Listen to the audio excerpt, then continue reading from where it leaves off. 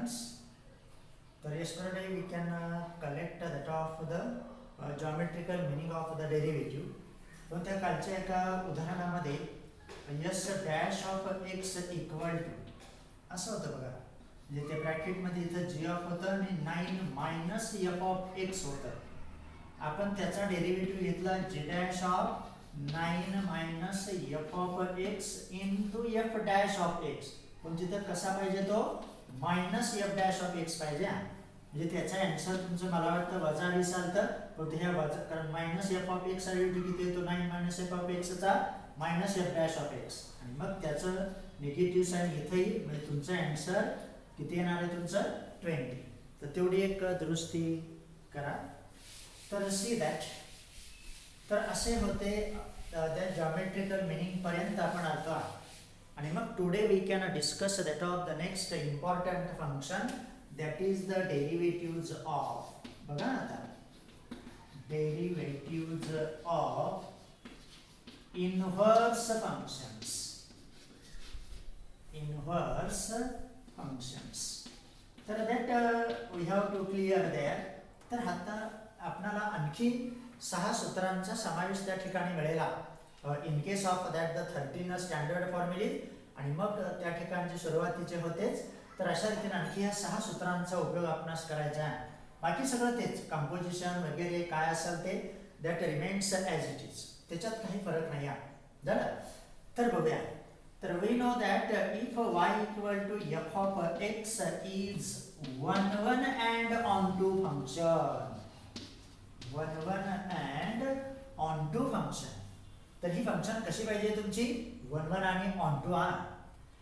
Then we can define its inverse function and defined as x equal to f inverse of y. त्यावेळेस तुम्हाला त्याची inverse function कशी define केली जाते. y equal to f of x असेल तर ती 1 1 आणि ऑन टू पाहिजे. आणि त्याचा अर्थ आपल्याकडे आहे 1 1 म्हणजे एकाला एकच image pre image. Onto म्हणजे कोडोमेन मधला एकही घटक रिकामा नको. Every element in that the codomain is the image of some element in that of the domain. त्यावेळेस आपण त्याला ऑन टू फंक्शन म्हणतो. आणि त्यावेळेस तुमची x equal to f inverse of y is called inverse function of that f. त्यावेळेस त्या x equal to f inverse of y ला त्याची इनवर्स फंक्शन म्हटलं जातं. आणि मग अशा इनवर्स फंक्शनच्या डेरिव्हेटिव्हचा आपण आता विचार करू. तर सी दॅट. मग ते डायरेक्ट त्या थेरमकडे जाण्याच्या अगोदर आपल्याला 2 उदाहरणांचा विचार करायचा. म्हणजे इनवर्स फंक्शनच्या बद्दल काय घडतंय हे तुमच्या क्लिअर लक्षात येईल. तर see that. Now consider that of the function say y equal to f of x. तुमच्याच पुस्तकातलं उदाहरण आहे. म्हणजे तुमच्या समोर ते असणार दॅट इज 2x - 2. बरोबर. म्हणजे हे काय आलं y equal to f of x equal to 2x - 2. आणि मग आपल्याला माहिती आहे y equal to f of x जर ही फंक्शन असेल तर त्याची इन्व्हर्स फंक्शन कशी असते. हा f इकडे येतो परंतु त्याला होतं inverse nature. Sorry that f inverse of y. मग याचा अर्थ आपल्याला आता y इक्वल टू 2x - 2 ह्या दिलेल्या फंक्शन वरून x ची किंमत y च्या स्वरूपात मिळवायची. म्हणजेच तुम्ही त्याचे काय मिळवता इन्व्हर्स फंक्शन. आणि मग साधं आहे ते. हे वजा 2 इकडे आले. याचा अर्थ y + 2 equal to that of the 2x. आणि मग बघा आता इकडे घेतो direct. and therefore y(x) equal to y plus 2 upon that of the 2. and ही झाली तुमची इन्व्हर्स फंक्शन.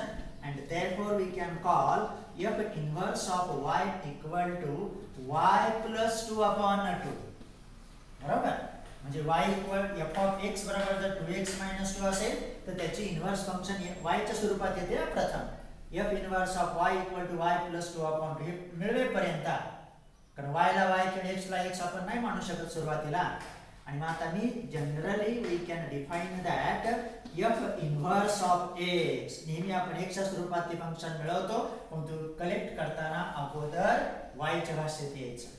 कारण त्याशिवाय आपल्याला कॅल्क्युलेशन करता येत नाही. आणि मग f इन्व्हर्स ऑफ x जिथं y तिथं x आलं. याचा राईट हँड साइडला सुद्धा x + 2 upon that of the 2 झालं. आणि मग आता थोडा वेळ f इन्व्हर्स इथं आहे त्याला असं दर्शवायचं f raised to -1 of f of x. थोडा वेळ आपण त्या एफ ला जी न नाव देऊ, म्हणजे डेरिव्हेटिव्ह मिळवायला सोपं. That is f inverse. आणि मग बघा, and therefore we have to get its inverse function, that is g of x equal to x plus 2 upon that of the 2.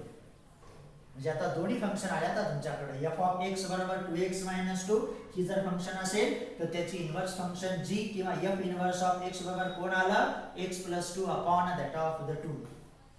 आणि मग आता आपण त्यांच्या डेरिव्हेटिव्हचा विचार करू. इथंच येतो. तर see that and now that बघा, मग f dash of x equal to साधा आहे.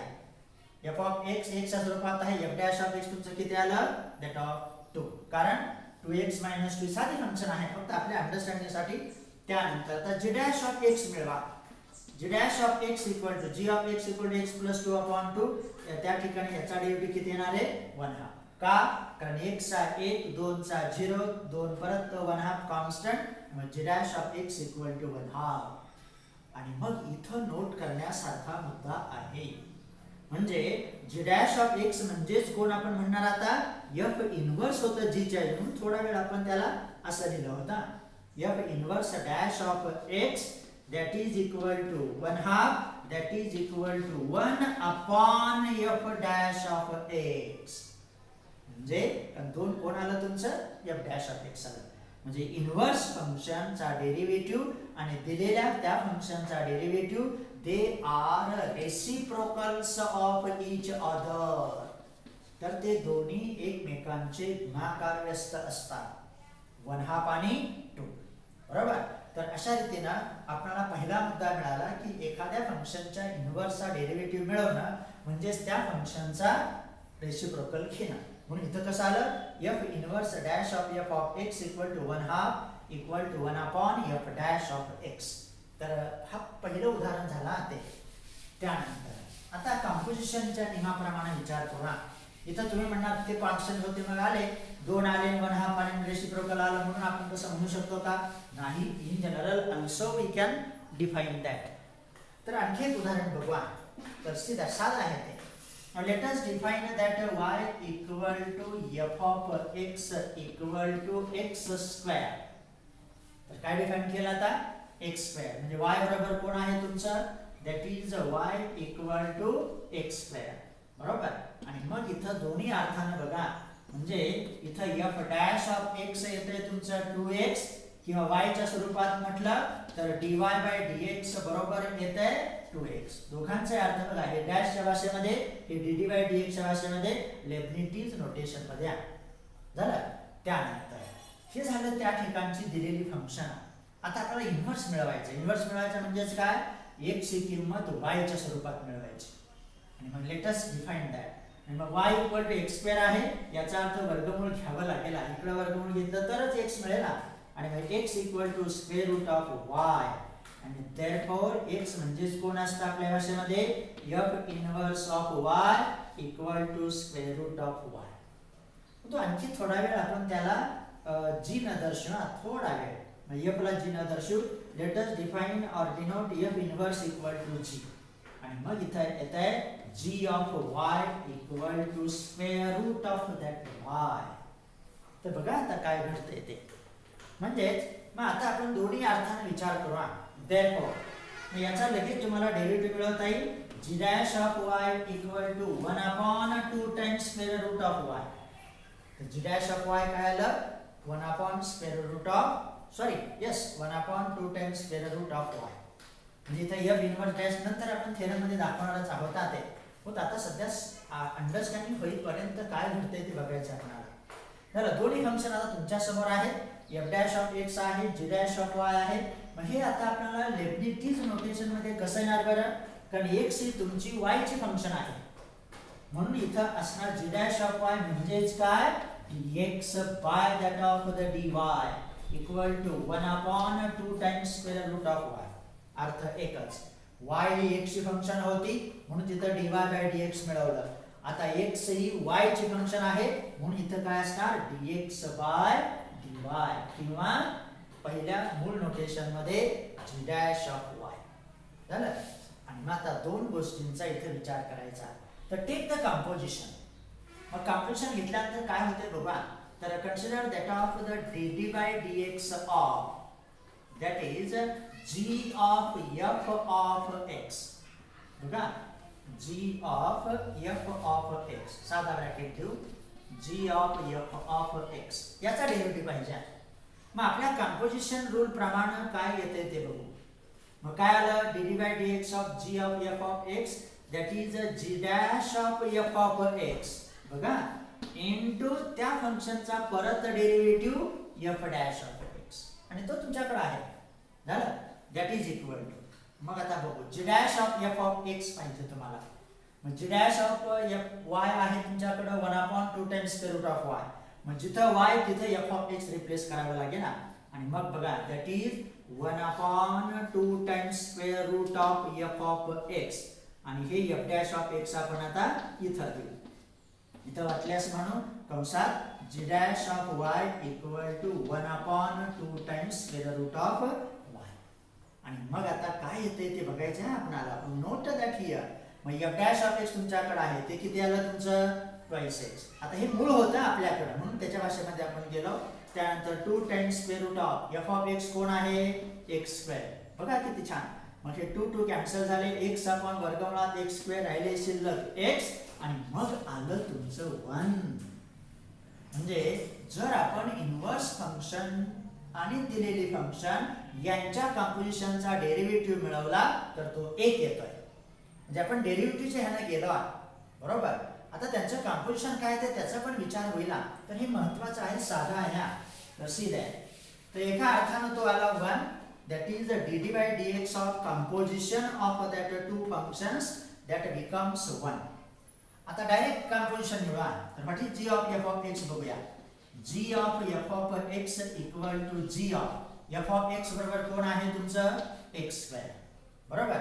आणि जी बरोबर कोण आहे, जी ऑफ वाय बरोबर तुमच्याकडे दिलं होतं बघा, g of y equal to that is our square root of Y.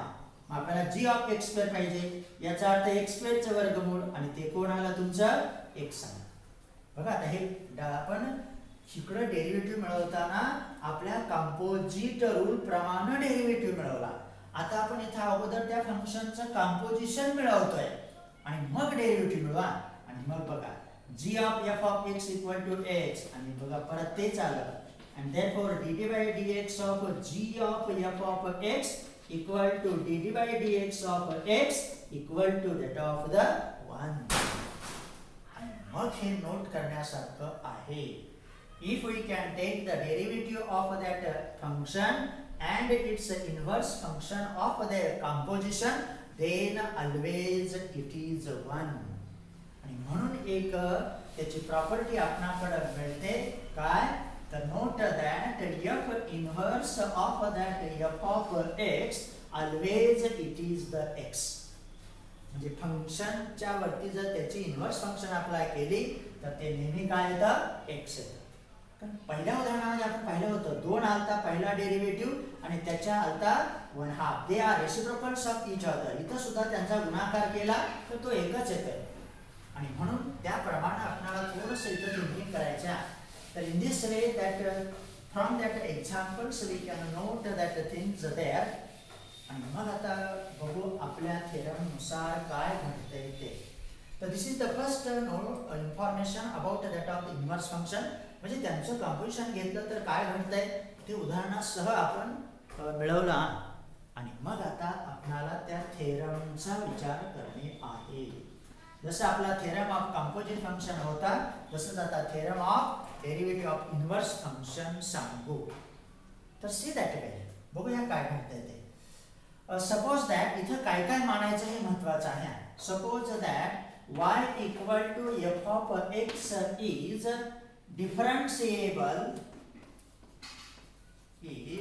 differentiable, comma 1 1 and on to. तो 3 गुणधर्म आहेत त्या फंक्शनला. Suppose that y equal to f of x is differentiable 1 1 and on to on its domain or interval, suppose say I. समजा त्या interval वर दिलेल्या interval वरती आपली दिलेली फंक्शन ही डिफरन्शिएबल आहे, त्यानंतर ती 1 1 आहे आणि ऑन टू आहे. कारण 1 1 आणि ऑन टू असल्याशिवाय आपल्याला त्या फंक्शनची inverse function x equal to f inverse of y ही डिफाइन करता येत नाही. बरोबर. तर असं हे आहे. आणि मग आता काय दिलंय, suppose that y equal to f of x is differentiable 1 1 and onto on some given interval that is the i. आणि मग आता बघू काय स्टेटमेंट येत आहे ते. आणि मग हे असल्यानंतर पुढचं वाक्य बघा.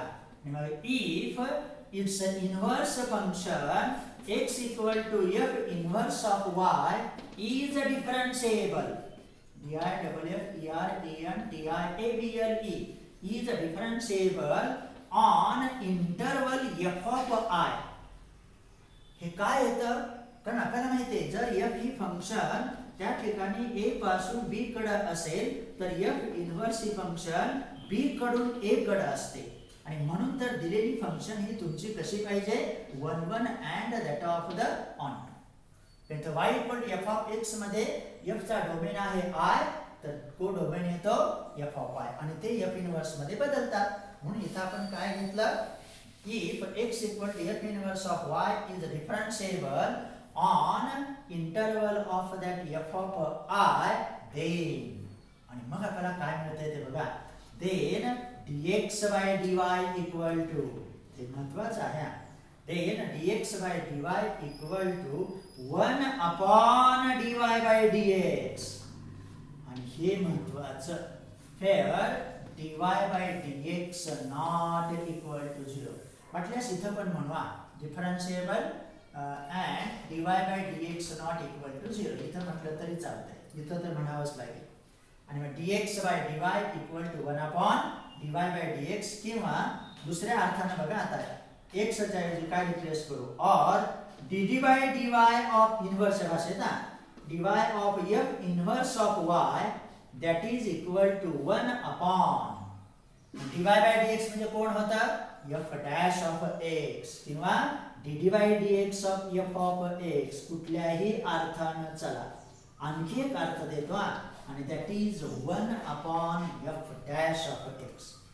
तर एवढं त्याचं स्टेटमेंट आहे, फक्त विस्तार करून सांगितला तसं ते 2-3 वाक्यातच येत आहे. परत एकदा ते स्टेटमेंट काळजीपूर्वक बघा. Let us suppose that y equal to f of x is a differentiable function, comma 1 1 and on that some interval I, and its derivative is not equal to 0. त्यानंतर if x equal to f inverse of y is differentiable on interval f of I, then dx by dy equal to, कारण x ही y ची function आहे म्हणून तिथं dx by dy मिळवलं, y ही x ची फंक्शन आहे म्हणून तिथं dy by dx होतं. हे लक्षात ठेवायचं, सोपं आहे ते. 1 upon dy by dx, where that dy by dx not equal to 0, that is, ह्याचा दुसरा अर्थ आहे that is dd by dy of f inverse of y, कारण x च्या ऐवजी f inverse of y replace केला, equal to 1 upon dd by dx of f of x, कारण y च्या ऐवजी f of x, किंवा साध्या नोटेशन मध्ये 1 upon f dash of x. तर असं ते स्टेटमेंट होतं डेरिव्हेटिव्ह ऑफ दॅट इन्व्हर्स फंक्शनचं. झालं. त्यानंतर आणि मग आता आपण त्या प्रूफ कडे जाऊ. तर काय काय दिले त्याचा थोडासा काळजीपूर्वक बघायचा. प्रूफ एकदम साधे आहे, कशी मिळते त्याचा पण विचार करू. तर काय मिळवायचे आता आपल्याला आहे, तर उद्देश डोळ्यासमोर पाहिजे. तर हे दोन आहेत त्या ठिकाणी, dx by dy, तर असं पाहिजे dx by dy equal to 1 upon dy by dx, comma dy by dx not equal to 0, किंवा x च्या स्वरूपामध्ये that is dd by dy of f inverse of y that is equal to 1 upon dd by dx of f of x, किंवा 1 upon f dash of x. तर हा उद्देश आहे आपल्या समोर. तर हे परत का सांगितलं मी, कारण हे आपल्याला आता कसं मिळते ह्याचा विचार करायचा. म्हणजे हा भागाकार नाही, हा x चा derivative with respect to y आहे आणि हा y चा derivative with respect to x आहे. म्हणून तर बघा आपण ते दोन उदाहरणं पाहिले, बरोबर. एक येत होता 2, दुसरा त्याचा इन्व्हर्स फंक्शनचा येत होता 1/2. झालं. आणि मग आता इथं व्हॉट हॅपन्स सी दॅट तर काय काय दिले त्याचा उपयोग करायचा. तर प्रूफ ऑफ दॅट आहेच तुमच्याकडे समोरच आहे, तेव्हा काही अडचण नाही. तर सी देअर प्रूफ. तर प्रूफ एकदम साधे आहे, फक्त अर्थ लक्षात घ्या काय काय होतंय ते. तर see that now suppose that y equal to f of x is differentiable. बघा ह्या तीन गोष्टी महत्वाच्या आहेत हा. डिफरन्शिएबल कॉमा 1 1 त्याशिवाय इन्व्हर्स नाही मिळत, onto and dy bye dx not equal to 0 आणि त्याचा डेरिव्हेटिव्ह हा नॉन झिरो पाहिजे, कारण तो छेदस्थानी जातोय सूत्रामध्ये. हे लक्ष ठेवायचं, बाकी काही नाही.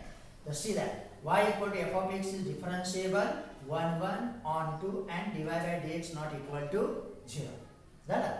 त्यानंतर मग आता आपल्याला त्याची since that y equal to f of x is 1 1 and onto its inverse function is defined and it is x equal to f inverse of y. म्हणजे y equal to f of x असलं तर x मुक्त केला की तो f येताना त्याचं inverse मध्ये रूपांतर होतं. म्हणताना f इन्व्हर्स म्हणायचं, लिहिताना मात्र ती पॉवर -1 द्यायची. बरोबर, कारण आपल्याला माहिती आहे समजा 3 असेल तर 3चा रेसिप्रोकल काय येतो 3 आणि त्याला आपण कसं लिहितो 1/3 ला 3 raised to -1 in laws of indices. हे झालं इन रॅशनल नंबर किंवा अपूर्णांकाच्या भाषेत, हे झालं लॉज ऑफ इंडायसेसच्या भाषेत किंवा त्या ठिकाणच्या पॉवरच्या भाषेत. Since y equal to f of x is 1 1 and on to x equal to f inverse of y exists. तर त्याच्यामुळे आपल्याला त्या फंक्शनचा इन्व्हर्स मिळणार आहे आणि ती सुद्धा डिफरन्शिएबल होते नंतर. परंतु कसं होतंय त्याचा विचार वेगळाच आहे. आता आपल्याला पाहिजे याचा डेरिव्हेटिव्ह विथ रिस्पेक्ट. आता x ही कोणाची फंक्शन झाली, y ची. फंक्शन कोणती आहे, f इन्व्हर्स. आता जी म्हणायची गरज नाही आहे, आता ते आपण अंडरस्टँड करायचं झालं. मग आता दोन व्हेरिएबल्स आहेत x आणि y. Let us take their increments. Let delta x is a small increment in x whereas delta y is also small increment in y. तर डेल्टा x मध्ये इन्क्रिमेंट डेल्टा x मानू, y मध्ये increment delta y. हे मानावंच लागतं. का मानावं लागतं ते बघा. आणि मग since delta x and delta y are increments in their corresponding variables x and y, they are may not be 0. तर हे डेल्टा y आणि डेल्टा x हे 0 नसतात, कारण जी काही वाढ होते, इन्क्रीज होतं ते 0 नसतं. बरोबर, म्हणून तर ते महत्वाचं. आता दोन्ही नॉन झिरो झाल्या आणि मग आता त्याचाच बेनिफिट आपण घ्यायचा आणि मग लेटस टेक. तर बघूया आता ह्या व्हॅल्यू आहेत ते काय आपलं डेरिव्हेटिव्ह नाही. काय म्हटलंय आपण, delta x is a small increment in x, delta y is a small increment in y. तर नोटेशन वरती लक्ष ठेवायचा. तर सी दॅट आणि मग take that the quotient of that delta x upon delta y. तर ह्या भागाकाराला आपण रेसिप्रोकल मध्ये किंवा in terms of that denominator how we can express. त्याला कसं लिहिता येतं, साधं उदाहरण आहे बघा. समजा आपला पूर्णांक आहे 3/5. मग अशी संख्या तिथे शोधायची की त्या दोघांचा गुणाकार 1 आला पाहिजे. Then they are called reciprocals of each other. हे साधं आहे. आणि मग ते कोण येतं तुमचं 5/3. म्हणजे 3/5 ला आपण त्याच्या रेसिप्रोकलच्या स्वरूपात कसं लिहू शकतो 5/3. अर्थ एकच, लक्षात आलं. मग तसंच आता इथं पण विचार करायचा आहे. मग delta x upon delta y they are small increments may not be 0. याचा अर्थ आपण त्याला असं लिहू शकता 1 upon delta y upon delta x. आणि मग हे आपल्याला प्रथम मिळालं आणि असंच आपल्याला पाहिजे. फक्त त्याचं रूपांतर कसं होत चालतंय ह्याचा विचार करू. तर सी दॅट. बघूया आता काय होतं ते. अँड नाउ देअरफॉर आता पुढचा मुद्दा महत्त्वाचा आहे. Therefore, taking a limit as delta x tends to 0 on both sides. त्याला वाटल्यास एक नंबरचं नाव देऊ, कारण हा महत्त्वाचा मुद्दा साधा आहे बघा. हा भागाकार त्याच्या रेसिप्रोकलच्या भाषेत विरुद्ध अर्थाने म्हणजे 1 upon delta y upon delta x. आता काय करायचं, take the limit as delta x tends to 0 on both sides of that equation number 1. आता दोन्हीकडे लिमिट घेऊया. And therefore limit as delta x tends to 0 of कंस टाकू. आता हा भागाकार आहे ना, delta x upon delta y equal to limit as delta x tends to 0 of, आता याला रिमूव्ह करू थोडा वेळ, delta x tends to 0 of 1 upon delta y upon delta x. झालं. देअरफॉर अजून एक सिम्प्लिफाय आहे, याचा एकचं लिमिट एकच येतं कारण ते कॉन्स्टंट फंक्शन आहे. अँड देअरफॉर इथं आपल्याला कुठंतरी मिळतंय काहीतरी. लिमिट आहे delta x tends to 0 of delta x upon delta y equal to 1 upon, बघा आता ते छेदस्थानी आले, limit as delta x tends to 0 of delta y upon delta x. झालं. तर इथपर्यंत आपण आलो. आता 1 नंबर पासून इथपर्यंत आलो. परंतु इकडे आता विचार करायचा थोडासा, इकडे छेदस्थानी डेल्टा वाय आहे, लिमिट मात्र डेल्टा एक्स टेन्स टू 0 आहे. आणि मग ज्या अर्थी ते डिफरन्शियल्स एक्झिस्ट होतात, डिफरन्शियल फंक्शन्स आहेत, ते लिमिट छेदस्थानचे इन्क्रिमेंट इतकंच असतं. कारण याला आपण नंतर एक्झिस्ट झाल्यानंतर dy बाय dx म्हणतो. हा भागाकार आहे, परंतु dy बाय dx हा डेरिव्हेटिव्ह आहे. लक्षात आलं. आणि मग बघूया. And therefore as delta x tends to 0 we get delta y tends to 0. इथं आपल्याला डेल्टा एक्स कडून डेल्टा वाय कडेच यावं लागेल. आणि मग बघू काय होतंय ते. देअरफॉर आपला आता सिद्धता संपत आली आहे. Therefore above equation becomes a limit as delta y tends to 0 of delta x upon delta y that is equal to 1 upon, ते आहे तसंच आहे, limit as delta x tends to 0 of delta y upon delta x. झालं.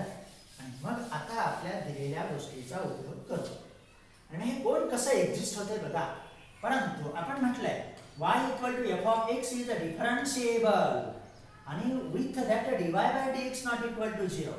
मग since f is a differentiable function, ज्या अर्थी ते differential function आहे, this limit exists on limit as delta x tends to 0 of delta y upon delta x exists and it is equal to, आणि ते कोणाबरोबर असतं तर आपल्या dy by dx बरोबर. बघा कसं आलो आपण. साधं आहे ते, काहीच केलं नाही, फक्त तो गुणाकार अराईज केला, एक होतं, रेसिप्रोकल घेतला, आपण आलो. आणि मग आपलं above equation becomes limit as delta y tends to 0 of delta x upon delta y equal to, आता हे एक्झिस्ट झालं काय 1 अपॉन dy बाय dx. आता लिमिट नाहीसं झालं कारण इथं एक्झिस्टन्स आलं. आणि मग आता इथं सुद्धा, आणि इथं पुढं आहेच काय तर dy bye dx not equal to 0. वाटल्यास कन्स्ट्रक्टिव्ह तरच ते एक्झिस्ट होणार आहे, नाहीतर दॅट बिकम्स इनडेफिनाइट किंवा नॉट डिफाईन. तर अशी ती सिद्धता मिळत चालली आहे.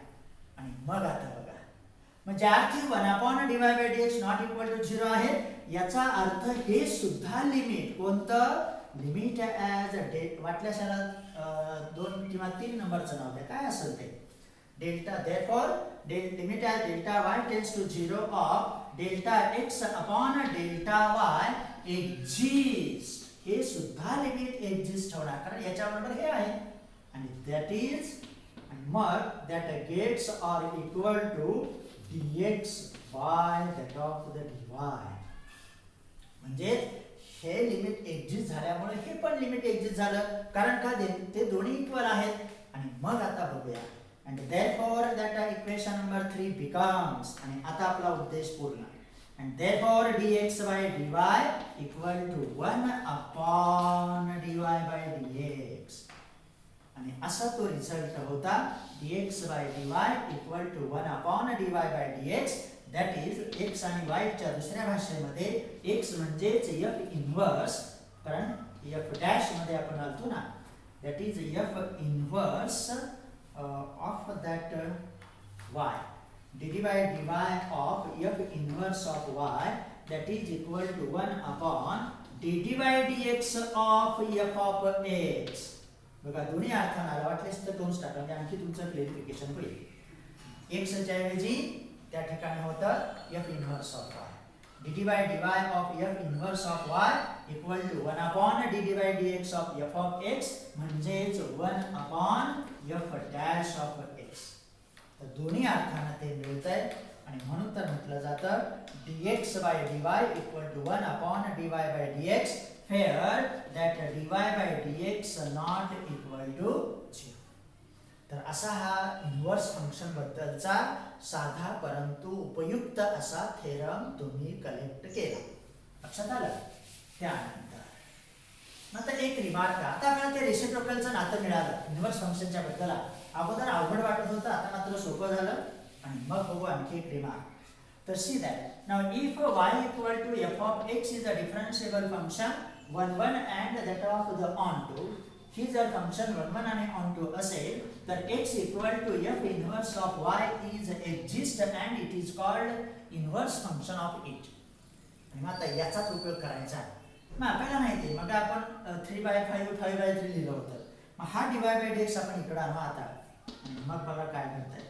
Therefore from this result dx by dy into dy by dx equal to 1. बघा जसं 3/5 into 5/3 तसंच आहे. Derivative of x with respect to y into derivative of y with respect to x नेहमी तो गुणाकार 1 येतो. किंवा त्यांचं कंपोजिशनचा पण आपण विचार केला आणि मग कधी कधी आपल्याला नेहमी dy by dx पाहिजे असतो. म्हणून थेरम मध्ये आपण dx by dy ला कॉल केलाय आणि मग इथे बघा and therefore we can get dy by dx equal to 1 upon dx by dy. हा रिमार्क आपण नोट करा, याचाच उपयोग आपल्याला पुढे सूत्रामध्ये होणार. where dx by dy not equal to 0. म्हणजे हा फक्त इकडे गेला, हा इकडे गेला. म्हणजे तुम्हाला dy by dx पाहिजे असेल तर take the reciprocal 1 upon dx by dy. dx by dy पाहिजे असेल तर 1 upon dy by dx. Therefore, this is the important result about that of the inverse function there. झालं? त्यानंतर तर हे होते महत्वाचा theorem about that inverse function. आणि मग पुढचा एक मुद्दा स्टार्ट करू. तर कालपासून आपण जॉमेट्रिकल मीनिंग पाहिला, नंतर ह्या आज आपण त्या इन्व्हर्स फंक्शनचा अर्थ पाहिला, त्याच्यावरचे 2 उदाहरणं पाहिले, त्याचा थेरम ऑब्झर्व केला आणि रिमार्क पण मिळाला. दोन्ही अर्थाने ते तुमच्याकडे आला. आणि मग आता मिळू आपण डेरिव्हेटिव्हज ऑफ. बघा आता एकेका फंक्शनचा विचार करायचा. डेरिव्हेटिव्हज ऑफ स्टँडर्ड, हे सूत्र आता ऍड होतील आपले. Standard inverse trigonometric functions. Inverse trigonometric functions. इथं आय पण कॅपिटल देऊ. तर काय म्हणतो आता आपण derivative of standard inverse trigonometric functions. तर त्याच्यातलं एक एक 6 आपल्या फंक्शन आहेत. जसं हे y equal to sin x cos x tan x sec x cot x cosec x वगैरे, तसेच ह्या 6 फंक्शनचा पण इथं विचार होईल. तर साध्या अर्थाने ते आहे, फक्त अगोदर आपण स्टेटमेंटचा विचार करू. तर सी दॅट. तर पहिला रिझल्ट आहे कोणते बघू. तर सी दॅट ना नेहमीप्रमाणेचा आता काय आहे ते काळजीपूर्वक बघा. ह्याचं स्टेटमेंट जसं मगा त्या इन्व्हर्स फंक्शनच्या थेरमचं काय सपोज होतं, काय मिळालं, कसं मिळालं हे महत्वाचं होतं. काय काय कंडिशन्स होत्या त्या, इथं पण तसंच आहे. If y equal to sine inverse of x, म्हणजे आपण dy by dx मिळवणार आहोत. तो dy by dx मिळवण्यासाठी आपण dx by dy चा उपयोग करणार. मग आता कसं घडतंय ते बघा. इथं सुद्धा कंडिशन आहेत, काय काय ते बघा. If y equal to sine inverse of x, त्याचा डोमेन आहे close interval -1 to 1. -1 less than equal to x less than equal to 1 आणि y आहे -π/2. ह्या महत्वाच्या कंडिशन आहेत. -π/2 less than equal to y less than equal to π/2 असं असेल तर. कारण आपल्याला माहिती आहे आपण 11वी मध्ये त्या साइन कॉस टॅन त्यांचे सगळ्यांचे ग्राफ काढले. असं होतं बघा. ते इथं होतं तुमचं π/2 दॅट ऑफ द पाय, इकडं -π/2 दॅट ऑफ द पाय आणि इथं आपण त्याला रिस्ट्रिक्ट केलं 1 आणि -1. आणि मग साइनचा ग्राफ असा आला होता. इथून तो सुरुवात झाला इकडे थोडंसं पाय बाय टू इकडे घेऊ, असा येऊन पाय बाय टू मधून नाही ओरिजिन मधून जात होता ना, लाईक म्हणजे याच्या बाहेर तो जात नाही हा. तर असा तो ग्राफ होता. तर ते मी रफली काढला. एवढं काय आता 11वीत ते होतं, तेव्हा एवढं काय त्याच्यावरती कॉन्सन्ट्रेट नाही गरज. y equal to sine inverse of x condition आहे x वरती -1 to 1. पण आपला साइन x चा ग्राफ हा 1 आणि -1 च्या दरम्यान होता. cos चा पण तसाच होता आणि y मिळतो मग -π/2 less than equal to y less than equal to π/2 then dy/dx equal to, आणि मग dy/dx काय येतं ते बघा. then dy/dx equal to 1 upon square root of 1 minus x square. आणि ही महत्वाची पुढे कंडिशन येते.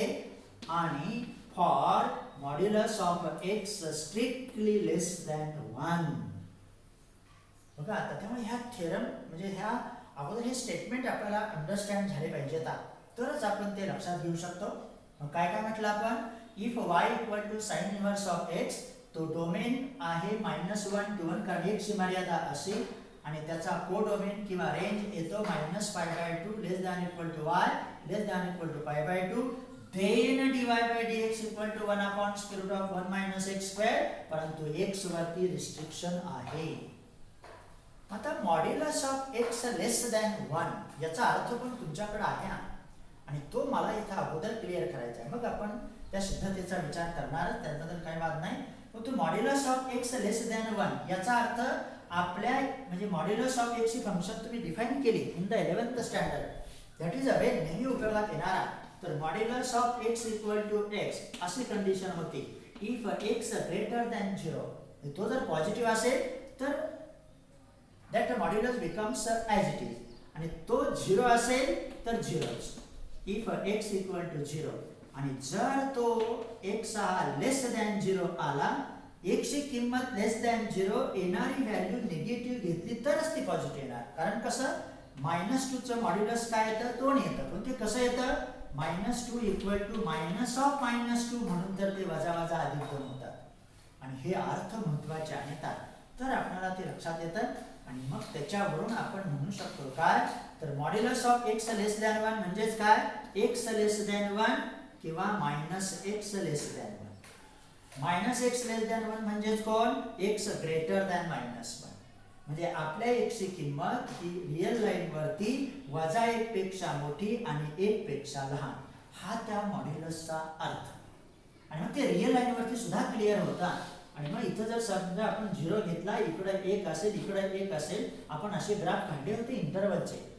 x ची किंमत 1 पेक्षा लहान आहे याचा तिथे आपला 1 इकडे -1 पेक्षा मोठी आहे, म्हणजे ती या दोघांच्याच दरम्यान असणार. आणि this values of that x when we can replace in that square root, then only that square root exists. पण बघा तुम्ही याच्या बाहेर चला, हे का सांगते का नंतर आपल्याला प्रत्येकाचा इथे विचार होईल. मग मी समजा x ची किंमत ह्या इंटरवलच्या बाहेर घेतली, 1 पेक्षा मोठी घेऊया. मग 2 घेतली समजा, 1 - 2 चा वर्ग म्हणजे 1 - 4 आले तुमचे -3. -3 चा स्क्वेअर रूट येतं का सेट ऑफ रियल नंबर्स मध्ये, नाही येत. याचा अर्थ आपला x हा 1 पेक्षा मोठा असेल तर ही क्वांटिटी किंवा डेरिव्हेटिव्ह आपण मिळवू शकत नाही. त्यानंतर -1 च्या डावीकडे चला, डावीकडच्या संख्या स्मॉल असतात, उजवीकडच्या संख्या that becomes greater and greater. मग -2 घेऊ आता परत, किंवा -3 घ्या. तुम्ही म्हणा -2च का घेता, बघा square root of 1 minus -3 bracket square equal to square root of 1 - 9 that is equal to -8. आणि -8 चं वर्गमूळ मिळत नाही. आणि कारण ते सेट ऑफ रियल नंबर्स मध्ये नाही मिळत, कॉम्प्लेक्स नंबर मध्ये मिळतं. आणि म्हणून आपला डेरिव्हेटिव्ह हा 1 upon square root of 1 - x square, आणि त्याला पण कंडिशन आहे कारण तो वजाबाकी येते. ह्या वजाबाकीचा सुद्धा विचार करावा लागतो. नाहीतर आपण जर त्या x वरती निर्बंध नाही घातले, तर बंधन नाही घातलं, तर मग मात्र तो डेरिव्हेटिव्ह डज नॉट एक्झिस्ट मिळेल. कारण हे स्टेटमेंट मला अगोदर क्लिअर करायचं होता. तर असा आपल्याला कॉस इन्व्हर्स, साइन इन्व्हर्स ते कसं मिळवायचं त्याचा विचार उद्याच्याला करू, कारण आज इथंच थांबणं योग्य. तर dy/dx equal to 1 upon square root of 1 - x square, किंवा हे सूत्र आपल्याला मिळतंय आता that is dt by dx of sin inverse of x equal to 1 upon square root of 1 minus x square. आणि हे महत्वाचं modulus of x less than 1. त्यावेळेस x मात्र वजा 1 आणि 1 च्याच दरम्यान पाहिजे. तर थांबू.